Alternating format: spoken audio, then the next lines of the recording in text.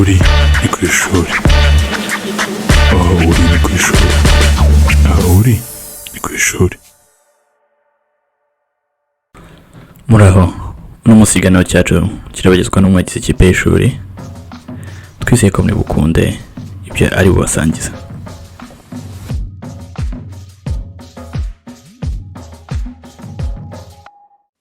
Inganda n'isoko ni ubufatanye bugenga imibereho ya muntu uyu munsi. Turiho mu gisekuru kitagira ikindi bisa kuva isi yabaho. Uyu munsi hafi ya buri kintu cyose kiri ku isi kiragurwa kandi kikagurishwa. Bisa naho isoko ry'igura n'igurisha ari ryo ritegeka ibintu byose biri ku isi.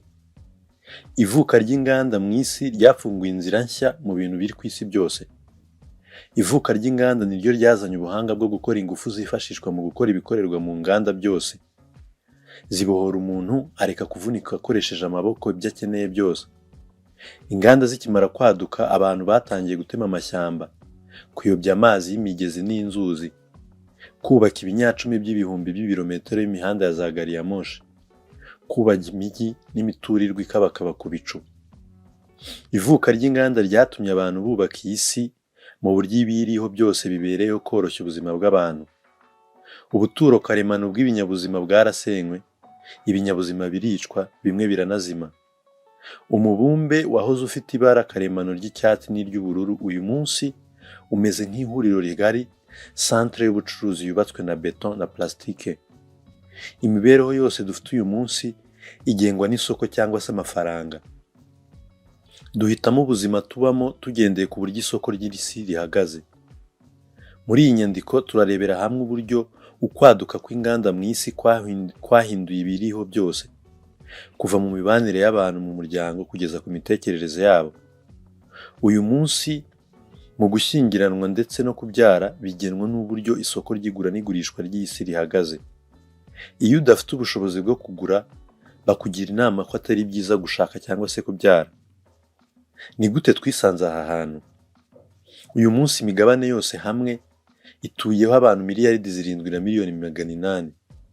Uramutse upimye aba bantu bose ku munzani, uburemere bwabo uko bakabaye bwagera hafi muri toni 300,000,000. Uramutse ufashe inyamaswa zose tworoye, inka, ihene, ingurube, intama n'inkoko n'izindi nazo, ukazishyira ku munzani ukazipima, uburemere bwazo bwagera hafi muri toni 700,000,000. Dukoze igereranya, uburemere bw'inyamaswa z'agasozi nk'inzovu, imvubu, impyisi, penguins, baleine ndetse n'izindi ntabwo bwarenga toni 1,000,000.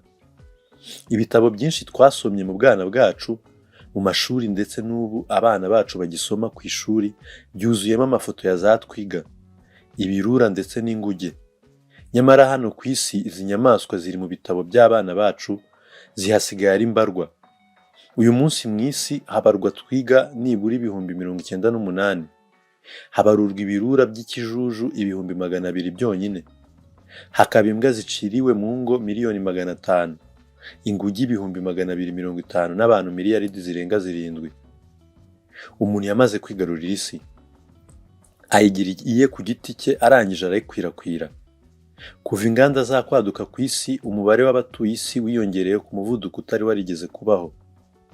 Mu mwaka w'700 isi yari ituwe n'abantu 700,000.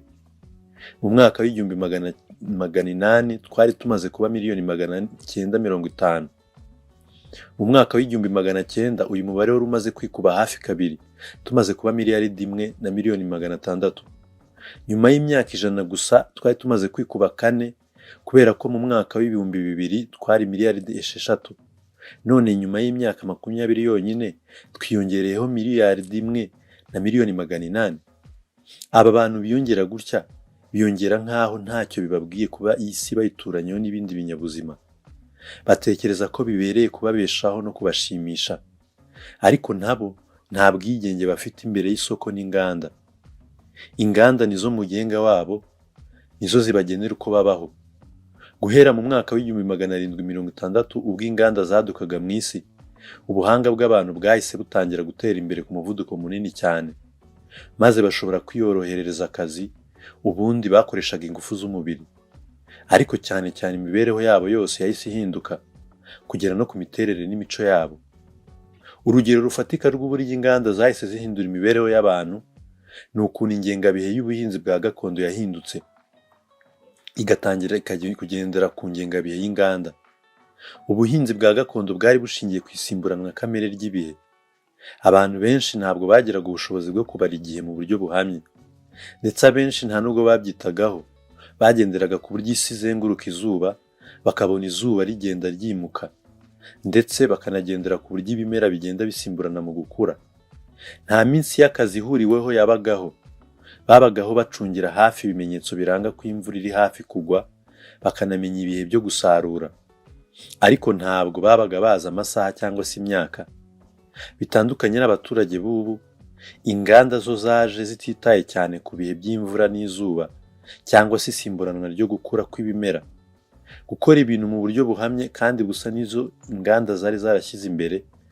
Dufashe urugero, mbere y'uko inganda zaduka mu Bwongereza aho inganda zahereye, umuntu ukora inkweto niwe ubwe widodera inkweto, kuva ku gikandagizo talo kugera ku mishumi, urukweto rurangiye. Urukweto rwe yarukoraga kuva ku ntangiriro kugeza ku iherezo. Iyo yagiraga uburangare agatinda kurangiza urukweto, nta kazi k'undi muntu yabaga adindije. Kubera ko akazi kenshi kari kagashamikiyeho, inganda zicyaduka hahise haza ibyitwa gukorera mu ruhererekane, travail à la chaîne, aho mu nganda habaga harimo imashini nyinshi, buri yose ikora akantu kamwe. Umuntu agakora akantu kamwe agahereza umukurikiye, nawe agakora kandi gutyo gutyo. Abantu bakaba bari ku murongo. Niba ari inkweto barimo gukora, harimo uri gukoresha imashini ikora talo, yarangiza agahereza ushyiramo uruhu, nawe yarangiza agahereza ushyiraho imishumi. Umuntu ukoresha imashini ikora talo yashoboraga kugira ikibazo, akazi k'abandi bose kagahagarara. Ukoresha iyi mashini yashoboraga kuba ataragera ku kazi, abandi bose ntibatangire. Iyi niyo mpamvu buri wese yagombaga kuba ari ku kazi mu gihe ku isaha yagenwe. Abantu bose babaga bategetswe kubera ku kazi icyarimwe, bagafatira ikiruhuko no kujya kurya icyarimwe, baba bafite inzara cyangwa se batayifite, kandi bose bagatahira icyarimwe. Twibuke ko ahari mu mwaka w'1700. Iki gihe inganda zagennye imikoreshereze y'igihe mu bantu. Bitewe n'uko abantu benshi bakoraga mu nganda, bigera n'aho batangira kuvuga ngo amasaha y'akazi n'amasaha y'ikiruhuko. Nyuma y'uko inganda zigennye imyitwarire y'abakozi bazo hagendewe ku buryo bakoreshaga igihe, amashuri nayo yahise atangira kugendera ku ngengabihe. Hakurikiraho amavuriro, inzego z'ubutegetsi, inzu z'ubucuruzi, kugera n'ahantu bahari inganda. Ingengabihe ihinduka umwami. Niba inganda zihagarika akazi saa 11 z'umugoroba, hakaba aribwo abakozi bazo bataha. Ubwo utubari twa hafi y'izo nganda natwo twatangiraga gufungura saa 11:02. Ubwikorezi bwo gutwara abantu mu buryo rusange bwabaye inkingi ya mwamba mu gukwirakwiza umuco wo gukorera ku masaha. Niba abakozi bagombaga kugera ku kazi saa 2 za mu gitondo, ubwo gari ya moshi na za bisi zagombaga kuba zibagejeje ku marembo y'inganda saa 1:55. Gukererwa iminota 2 byonyine byashoboraga kwangiza ingano nini y'umusaruro. Abantu batangiye kujya babara amasaha bagendeye ku kazi, aho kugendera ku kuba izuba ryarashe cyangwa se ryarenze. Igihe ubwacyo cyatangiye kureberwa mu ndorerwamo y'akazi. Hari amasaha y'akazi, hakaba n'amasaha atari ay'akazi, kandi ayanganya ntagendera ku kuba izuba ryarashe cyangwa se ryarenze. Radio na televiziyo bicyaduka, kubwira abantu isaha biri mu bwoko bw'amakuru abanyamakuru bavugaga mbere y'ibindi biganiro byose. Abanyamakuru babwiraga abantu isaha kugira ngo abantu badakora mu nganda bamenye aho amasaha ageze. N'uyu munsi baracyabikora. Hafi buri munyamakuru ajya gutangira ikiganiro akagomba kubwira abantu isaha. Birasa naho agaciro k'isaha kataba ari kanini cyane habaye hatariho akazi. Umuntu wa mbere areba ku isaha mu nshuro zibarirwa mu binyacumi buri munsi, bitewe n'uko buri kintu cyose dukora kiba kigomba gukorwa ku isaha runaka. Mu bihugu biteye imbere, isaha ibyutsa umuntu isona saa 1 za mu gitondo, agashyushya ibyo kurya mu cyuma kibishyushya kibara iminota, ubundi akiruka akajya gufata imodoka rusange ya saa 1:40 ikamugeza ku kazi. Saa 6 zuzuye akajya kuruhuka, akagaruka ku kazi saa 7 zuzuye. Amasaha y'akazi yarangira saa 11 agafata iminota 30 yo gukora imyitozo ngororamubiri. Saa 1 zuzuye akicara imbere ya televiziyo akareba ikiganiro akunda, nacyo kigahagarikwa n'amatangazo yo kwamamaza yishyura $1,000 ku isegonda rimwe. Ubundi akajya kuryama. Isaha ni ishingiyeho ubuzima bwa benshi. Uyu munsi hari ingo ushobora gusangamo amasaha, aya ngaya bambara ku maboko cyangwa se bamanika mu nzu, menshi kurusha yashoboraga kuba ari mu gihugu cyose mu kinyejana cya 18. Ukwaduka kw'inganda kwahinduye isaha igipimo gipima hafi buri kintu kiri ku isi cyose, cyane cyane ibikorwa. Aya masaha tugenderaho ushatse wahita amasaha y'inganda. Gusa ntabwo ari ibi gusa byazanywe n'inganda, hari n'ibindi birimo nko kwaduka kw'imijyi, ukuvuka kw'imyanya y'akazi, ariko cyane cyane inganda zasenye umuryango. Uguhinduka k'umuryango kuri mu ngaruka zikomeye zazanywe n'iterambere turimo. Umuryango uvugwa hano ni ihuriro ry'abantu mufitanye isano y'amaraso, uhereye ku bakubyaye, abo wabyaye, abo muvinda imwe, abo mufitanye isano ndetse n'abo muturanye. Uku kuntu tubanye n'uku tubayeho uyu munsi ntabwo ari byo byahoze mbere y'uko haduka inganda ku isi.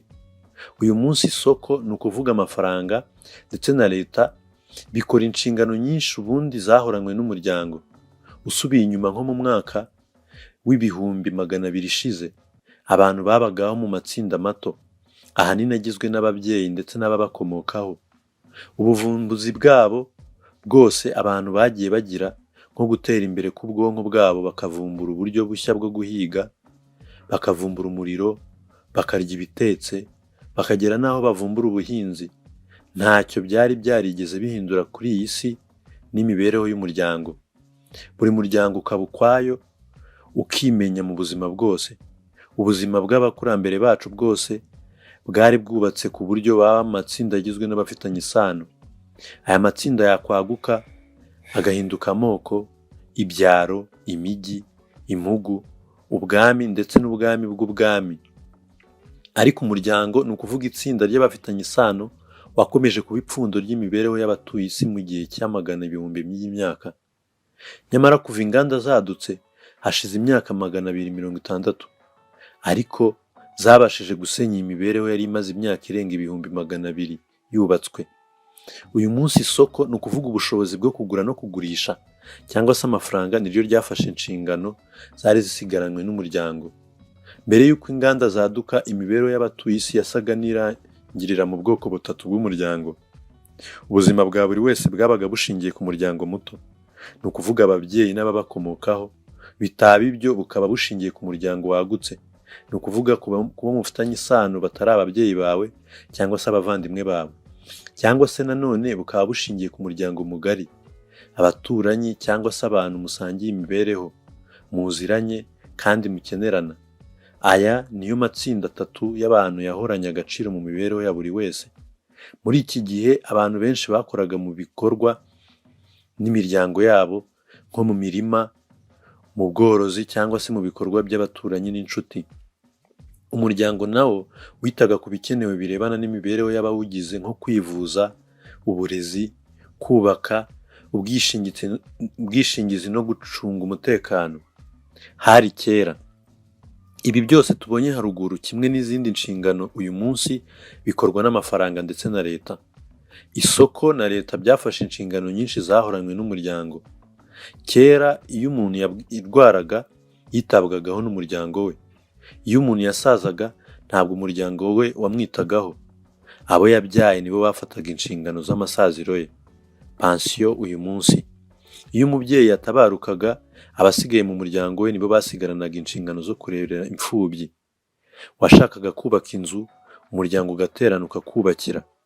Washakaga gukora ubucuruzi, umuryango ukegeranya igishoro. Iyo washakaga kurongora, umuryango wakurambagirizaga umugeni ukamwigaho, bamwemeza bakamugushyingira. Wagiranaga amakimbirane n'abaturanyi, umuryango ukagufasha kuyakemura cyangwa se kurwanya uwo mwakimbiranye. Iyo amakimbirane yabaga akomeye cyane, umuryango mugari nawo wabizagamo ukaza kubikemura. Kera inganda zitaraza, umuturanyi wanjye yabaga akeneye ubufasha, nashoboraga kumufasha kubaka inzu, cyangwa se kumuragirira intama ntategereje ko anyishyura nk'ikiguzi. Gusa nanjye iyo nakeneraga ubufasha nawe yangenzerezaga uko nguko.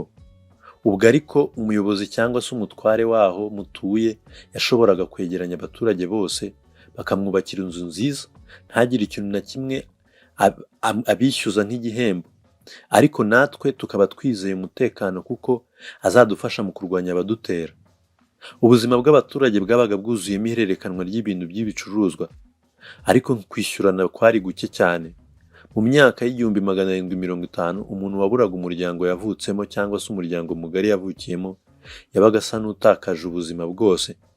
Ntabwo yashoboraga kubona akazi, uburezi cyangwa se ubufasha mu bihe bikomeye. Kugira ngo abeho yabaga agomba gushaka undi muryango usimbura uwo yavutsemo. Yajyaga gushaka umuryango yabamo umugaragu cyangwa umuja. Iyi mibereho yamaze amagana ibihumbi by'imyaka, ariko byahindutse mu binyejana 2 bishize byonyine. Ivuka ry'inganda ryakuyeho ibi byose. Kubera ko inganda arizo zazanye uyu muco wo kugura no kugurisha buri kintu cyose kiriho, uyu munsi umuryango nta gaciro kanini ugifite. Isoko ryarawusimbuye.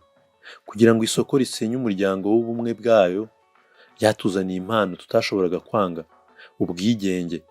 Kera inganda zitaraduka, ibiri ku isi bitaratangira kugurwa ngo bigurishwe, umuryango niwe wari umubyeyi wa buri muntu. Ntacyo washoboraga gukora utabajije umuryango. Uyu munsi umubyeyi wa twese ni amafaranga na leta. Inganda na leta baduhaye uburenganzira bwo kwigenga. Urashaka kubaka urugo? Shyingiranwa n'uwo ushaka utiriwe ubaza umuryango wavutsemo. Nunabikenera, ushaka umusaza umuha amafaranga yitwe ko ari we so, maze ajya gusabira. Hitamo akazi ushaka gukora uba ari gukora. Nubwo ababyeyi bawe n'umuryango wawe baba batabyishimiye, baho uko ubishaka. Nubwo wamara imyaka 10 utabonanye n'abagize umuryango wawe, ntabwo ukigengwa n'umuryango wawe. Ahubwo twebwe, isoko na leta, tuza kwitaho uko bikwiye. Tuzakuberaho umuryango wawe wahoze. Tuzakugaburira, tuzagucumbikira, tuzaguha uburezi ushaka bwose, tuzakuvuza, tuguha akazi, umutekano, ubwiteganyirize n'ibindi byose ukeneye kugira ngo ubeho. Uyu munsi isoko ni ukuvuga amafaranga ndetse na leta ni ababyeyi ba buri wese muri twe. Ukuvuka kw'inganda kwatumye nta muntu waba adafite aba babyeyi.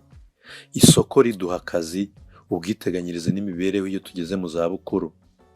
Urashaka kwiga umwuga uzakubeshaho? Amashuri ya leta n'ay'abashoramari arahari kugira ngo akwigishe. Urabyibuka ko umuryango wawe nta shuri wubatse, kandi niyo waba warabyubatse ni ishoramari. Urashaka gutangira ubucuruzi? Banki irahari kugira ngo ikugurize amafaranga. Nujya kuyaguza abagize umuryango wawe, nabo bazakurangira banki. Ibyo bintu by'umuryango byari ibya kera.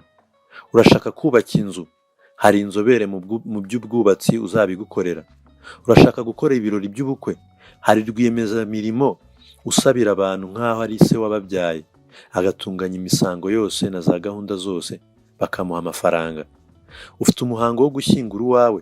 Hari amatsinda y'abantu biyemeza kugufasha gushyingura uwawe, bagategura imihango yose. Hakaba n'abashinzwe kurira ngo abasizemo icyuho kandi batanamuzi, wowe ukishyura fagitire y'ako kazi. Uyu munsi ntabwo abantu bagicungirwa umutekano n'imiryango yabo. Hari polisi ikora ako kazi. Ubwishingizi bw'indwara butwitaho iyo twarwaye. Nuramuka ugiye mu bitaro, murumuna wawe azakomeza akazi ke nk'uko bisanzwe, kubera ko ibitaro hari abantu bakora akazi ko kurwaza abantu batazi. Bazakwitaho cyane ku rwego rushobora no kurenga urwo murumuna wawe yari kukwitaho. Nugira ikibazo gishobora gutuma udakora, serivisi zishinzwe imibereho y'abaturage zizagutunga. Nugera mu zabukuru, hari inzu zabugenewe zijyanwamo abageze mu zabukuru, maze umuntu utazi, utigeze unabona mu buzima bwawe bwose, akakwitaho nk'aho ari umwana wabyaye. Uyu munsi, nyuma y'umwaduko w'inganda n'amafaranga, abasoresha batubona nk'abantu ku giti cyabo. Ntabwo bajya badusaba kwishyura imisoro y'abaturanyi bacu. Inkiko nazo zitubona nk'abantu ku giti cyabo. Ntabwo zijya ziduhanira ibyaha byakozwe n'ababyeyi bacu, abana bacu cyangwa se abanyamuryango bacu. Mu kubara abantu n'uburenganzira bwabo, uyu munsi ntabwo hakibarwa abantu b'igitsina gabo kandi bakuze bonyine. N'abagore ni abantu kandi bafite uburenganzira nk'ubw'abandi. Mu gice kinini cy'imyaka myinshi yabanjirije umwaduko w'inganda, abagore bafatwaga nk'umutungo w'abagabo babo cyangwa se wa basaza babo cyangwa se uwa ba se. Umugabo nashaka umugore ariko muri uko gushyingiranwa ntibahuze ibitsina, uwo mugore ntabwo azaba ari uwo mugabo. Ingingo y'128 mu mategeko y'umwami wa Babuloni, Amurhabi, Code d'Amurhabi, yategetse iki gihugu mu kinyejana cya 18 mbere ya Yezu. Umugore w'umuntu nafatirwa mu gikorwa cy'ubusambanyi n'undi mugabo, bombi bazabohwe bajugunywe mu ruzi. Gusa umugabo ashobora gufata icyemezo cyo kubabarira umugore we, kimwe n'uko umwami yafata icyemezo cyo kubabarira umucakara we. Ingingo ya 129 mu mategeko ya Amurhabi. Umwaduko w'inganda wakuyeho iyi mico. Leta ziriho uyu munsi bo zizabona nk'abantu bafite uburenganzira bwo kugira uruhare mu bukungu ndetse no mu mategeko nk'abagabo. Ntabwo bagifatwa nk'imitungo y'imiryango yabo. Bashobora gukora ubucuruzi, bagashyingiranwa n'uwo bashaka ndetse bakaba banatandukana nawe igihe babishakiye. Iyi si yakoresheje amamiliyoni y'imyaka mu kuturema nk'abantu babaho mu miryango. Nyamara mu myaka 200 yonyine, isoko ni ukuvuga amafaranga ryabashije gusenya iyo myumvire n'imibereho. Uyu munsi abantu badafite imiryango, batanafitanye imibanire myiza n'abaturanyi babo bashobora kubaho kandi neza. Amakuru meza ku rundi ruhande, amafaranga ntabwo yabashije gusenya umuryango burundu. Ibintu isi yakoresheje amamiliyoni y'imyaka mu kubyubaka ntabwo byasenyuka burundu mu myaka 200 yonyine. Umuryango muto ni ukuvuga umugore, umugabo n'abana babo ntabwo wasenyutse burundu. Abantu baracyashyingiranwa, bakabyarana abana, igihe runaka cy'imibereho ya buri wese muri bo kikaba gishingiye kuri uwo muryango bubatse. Ariko nanone isoko ndetse na leta bikagira uruhare runini muri iyo mibereho. Nibyo, umuntu agomba kwihitiramo uwo bashakana, bakabyumvikanaho bagashyingiranwa. Ariko leta igomba kwemeza uko gushyingiranwa. Mbere y'umwaduko w'inganda, abashaka gushyingiranwa barahuraga bakemeranya kubana, hanyuma inkwano zikahererekanwa hagati y'ababyeyi bababyaye bombi. Uyu munsi aho isoko n'amafaranga ari byo mubyeyi wa buri wese, abazashyingiranwa barahura, bagahurira mu kabari, aho basengerera ibyo banywa, mu rusengero, mu isoko, ku kibuga by'imikino, mu ngendo, mu kazi, bagashimana bakemeranya kubana. Amafaranga y'inkwano akazahererekanwa ava kuri abo bagiye gushyingiranwa ajya ku bacuruzi. Muri urwo rugendo rwo gushyingiranwa kandi, andi mafaranga menshi ajya mu badozi b'imyenda, mu bagurisha imitako yo ku mubiri, amazu akodesha akorerwamo imihango n'ibirori, insengero n'abaziyoboye, ibindi byose bifasha abifuza kuzashyingiranwa guhura basa nk'uko isoko ribyifuza. Mbere ibi byose byakorwaga n'umuryango. Iyo gushyingiranwa kumaze kubaho, nanone leta n'isoko bikomeza kugenga imibereho y'uwo muryango. Ababyeyi baba bagomba kubahiriza gahunda zitandukanye z'ubuzima bwabo bwite n'ubwabo babyaye. Kubyarira kwa muganga, inkingo, ubwisungane mu kwivuza. Ababyeyi kandi baba bagomba kohereza abana babo ku ishuri. Usibye ibyo, iyo bamaze gushyingiranwa bakabyarana abana, leta niyo ifata ingamba zikomeye zo gukurikirana imibereho y'abo bana mwabyaye. Bishobora no kubaho ko leta yafunga ababyeyi batarera neza abana babo cyangwa se ikanabambura abo bana. Mu myaka itari myinshi cyane ishize, igitekerezo cy'uko leta ishobora kubuza ababyeyi gukubita abana babo cyashoboraga kumvikana nk'igitangaje.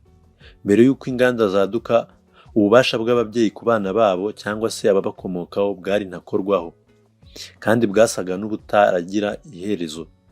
Ababyeyi basaga n'abemerewe gukora ibyo bashaka byose ku bana babo, harimo no kwica impinja zikivuka, kugurisha abana babo ngo bajye kuba abacakara, cyangwa se no gushyingirana abana babo b'abakobwa, bakabashyingira abagabo babakubye inshuro 3 mu myaka. Uyu munsi leta nishyiraho igihe umwana w'umukobwa agomba gushyingirirwa. Ububasha bw'ababyeyi ku bana babo bwarahindutse cyane. Kimwe n'umuryango muto ugizwe n'umugabo, umugore n'abana, umuryango mugari nawo wabayemo impinduka zikomeye. bitewe n'umwaduko w'inganda. Ukwaduka kw'inganda no gutera imbere kw'amafaranga ntabwo byahinduye imibanire y'umuryango mugari gusa, ahubwo byanaremye ubundi bwoko bushya bw'umuryango ubusanzwe utarabagaho ndetse n'ubu ngubu utabaho. Amafaranga yaremye ubwoko bw'umuryango utabaho mu buryo bufatika, ahubwo wiberaho mu bitekerezo gusa. Mu myaka ya mbere y'uko inganda zaduka, umuntu mutaziranye ubwo nyine ntabwo yabaga abaho, kubera ko nta kintu na kimwe cyabahuzaga ngo umenye ko abaho koko. Ni gute wakwizera ko abaho kandi utaramubonye? Uyu munsi inganda zatumye haduka imiryango migari igizwe n'amamiliyoni y'abantu bataziranye, ariko bishyira mu mitwe ko baziranye. Ibi ntabwo ari ibintu byadutse muri iyi myaka 200 ishize, kubera ko na mbere yaho ubwami cyangwa se ubwami bw'abami ndetse na kiliziya byabayeho mu bihumbi by'imyaka. Abayoboke babyo bazi ko bagize umuryango umwe ndetse ko banaziranye. Mu Bushinwa bwa kera, ibinyacumi by'amamiliyoni y'abaturage babagaho bavuga ko bagize umuryango umwe, umwami w'abami akaba ari we se. Hagati y'ikinyejana cya 16 n'icya 15, amamiliyoni y'abayoboke b'idini ya Islam bavugaga ko ari abavandimwe bagize umuryango mugari wa Islam. Iyi miryango mihimbano yose yabaga igizwe n'abanyamuryango b'imiryango ya nyayo n'abantu babarirwa ku binyacumi baziranye bya nyabyo cyangwa se banavukana. Imiryango ya nyayo y'abavandimwe, inshuti n'abaturanyi niyo yabaga ari ingenzi cyane ku mibereho n'abayoboke bayo, kubera ko niyo yabatungaga ikabarera, mbese bakabeshwaho nayo. Mu myaka 200 ishize, agaciro n'umumaro w'iyi miryango byaragabanutse, ahubwo isimburwa n'imiryango mihimbano. Kera warwaraga, umuryango ugateranya amafaranga yo kukuvuza. Uyu munsi ushobora kurwara, umuryango muhimbano kuri Twitter na Facebook ugateranya amafaranga ukakuvuza. Ntabwo bishoboka ko abaturage bose batuye igihugu kimwe bamenyana nk'uko abaturage b'icyaro kimwe babaga baziranye mu mwaka wa 3 cyangwa se mbere ya Yezu. Abakiriya b'isoko rimwe bose ntabwo bashoboraga kumenya nk'uko abaturage babaga baziranye mu myaka ya kera. Aba baturanyi bo babaga baziranye bya nyabyo. Uyu wari umuryango. Abakiriya b'isoko rimwe bo ni umuryango muhimbano. Nta Mudage washoboraga kumenyana n'abantu miliyoni 80 bose batuye Ubudage, cyangwa se ngo amenyane n'abantu miliyoni 500 bari bagize isoko rusange ry'Uburayi. Nyamara aba bose bahindutse abanyamuryango b'umuryango umwe, umuryango w'ubumwe bw'Uburayi. Isoko n'amafaranga byagize akazi gakomeye cyane ko twumvisha ko abatuye isi twese turi umuryango umwe. Dufite umuryango witwa uw'abibumbye. Batubwira ko twese dufite amateka amwe, ko dufite inyungu zimwe, kandi ko dufite ahazaza hamwe. Ibi ntabwo ari ibinyoma, ahubwo ni ibihimbano. Ni nk'amafaranga, ibigo by'ubucuruzi, amadini, ibihugu, byose ni ibintu bibaho mu bitekerezo byacu twese uko twakabaye. Nibyo byitwa realities intersubjectives. Gusa ubu bubasha bwabyo ni bwinshi cyane. Igihe cyose abaturage b'Ubudage bizeye ko igihugu cy'Ubudage kibaho kandi kikaba ari icyabo, bishimira kubona ibirango byacyo, bakabwirana inkuru mpimbano z'abakurambere babo, bagatanga ubutunzi bwabo, umwanya n'ubuzima byabo ku gihugu cyabo. Iki gihe Ubudage buzakomeza kuba igihugu cy'igihangange. Uyu munsi isi yuzuyemo imiryango itabarika y'abantu bataziranye, ariko bavuga ko bagize umuryango umwe, kubera ko bose bahuriye ku isoko runaka. Abanywi banywera mu kabari kanjye. Nshatse nabita umuryango umwe, nkanashyiraho amahame abahuza, nkanahimba urubuga nkoranyambaga rubahuza. Nabo ubwabo bagatangira kumva ko ari umuryango wanjye koko. Ingero kuri iyi ngingo zuzuye ni nk'abafana ba Maradona, cyangwa se bavuga ko ari umuryango we, ndetse n'iyo Madonna cyangwa se Maradona yapfuye bashobora no kumara icyumweru barira, batitaye ku kuba batarigeze bahura nawe. Abafana ba Manchester United n'abandi benshi, abantu batarya inyama, bose ni abantu bagize umuryango umwe. Ariko ntabwo ari umuryango ushingiye ku kuba baravukanye, ahubwo ni umuryango ushingiye ku kuba barahuje ibyo barya n'ibyo bagura. Biroroshye ko umunyarwandakazi utarya inyama ashobora guhitamo gushyingiranwa n'umunyakenya batavukiye hamwe utarya inyama, aho gushyingiranwa n'umunyarwanda bavukiye hamwe urya inyama. Uru ni urugero rudashingiye ku bushakashatsi, ariko Ivuka ry'inganda n'ivuka ry'ikoranabuhanga byabayeho mu myaka 200 ishize, byabaye mu buryo bwihuse, ariko bizana ingufu nyinshi ku buryo byahinduye imitekerereze, kamere n'imibanire y'abatuye isi bari bamaranye miliyoni y'imyaka. Izi ni impinduka zitararangira, zizakomeza kubaho mu yindi myaka dusigaje kubona. Abantu biteguye gukora ibintu tutigeze dutekereza na rimwe ko dushobora gukora.